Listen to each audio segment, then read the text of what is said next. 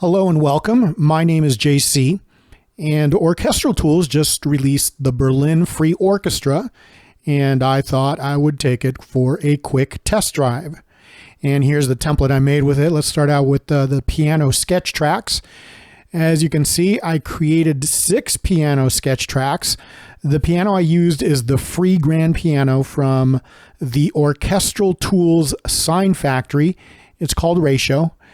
And I'll just run you through the composition real quick. You'll notice piano sketch 1 is basically the chord progression. In piano sketch 2, I used the melody. Piano sketch 3, I used a counter melody. And then at the very bottom on piano sketch 6, I put in the bass line. And very simple, it's an A section followed by a repeat of the A section, and it does a B section and brings back the A section.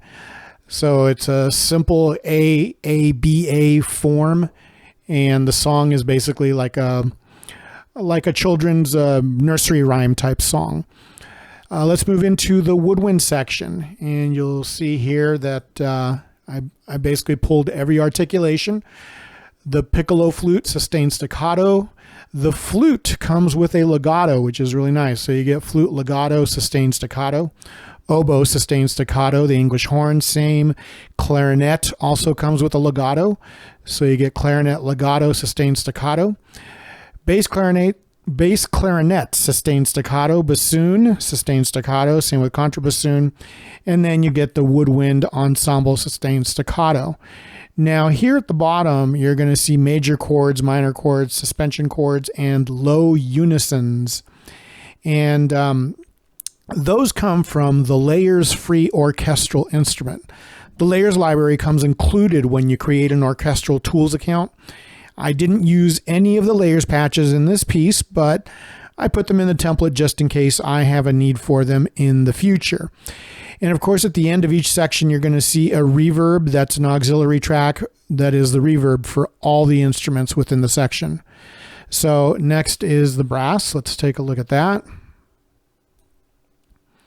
You get the solo French horn with sustained staccato, then the French horn section, sustained staccato. Solo trumpet, same thing, sustained staccato. Trumpet section, sustained staccato. And it keeps going with the trombones. You get a solo trombone and trombone section. You get the tuba, sustained staccato, and then the brass ensembles. Once again, at the bottom, you'll see the major, minor, suspended chords and the low unisons. Again, those come from the Layers Free Orchestral Instrument. Moving on to strings. So in strings, you get a solo violin with legato, and you also get sustained staccato with it. And now let's take a look at the violins. What I did is I created a violins 1 section and a violins 2 section.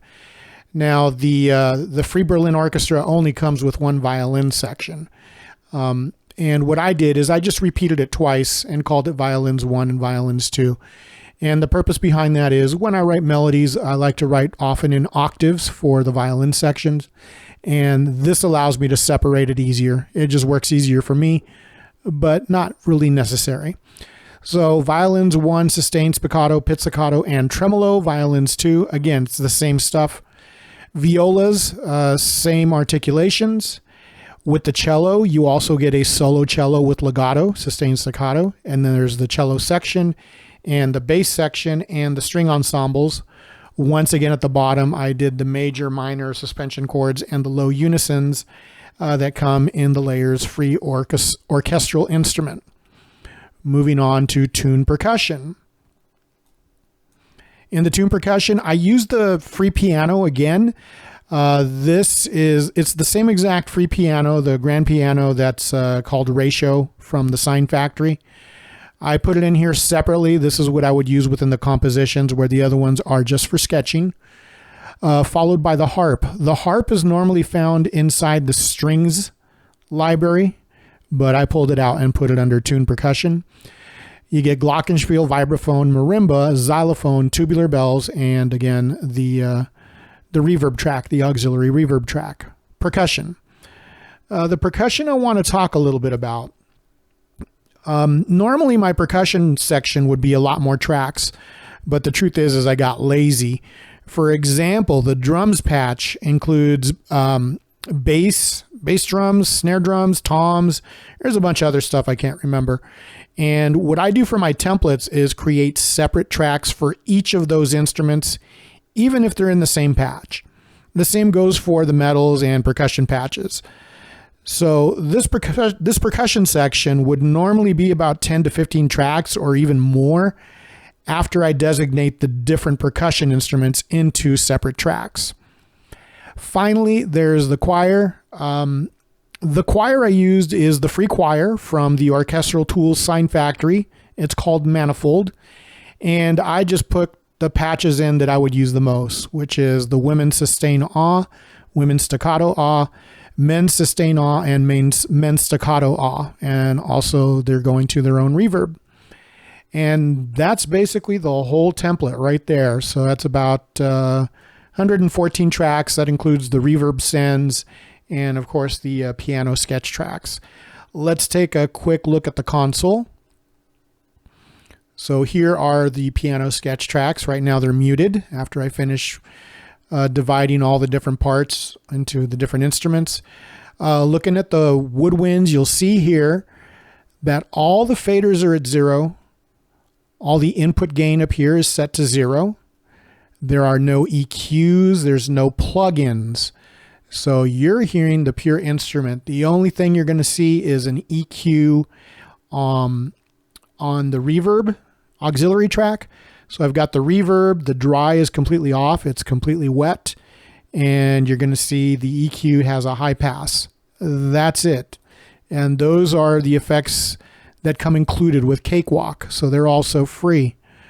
The brass section, again, take a look. You're going to see nothing but faders at 0, input gain at 0, no EQs, no effects, only the reverb sends going to the reverb track. And all the reverb tracks are the same.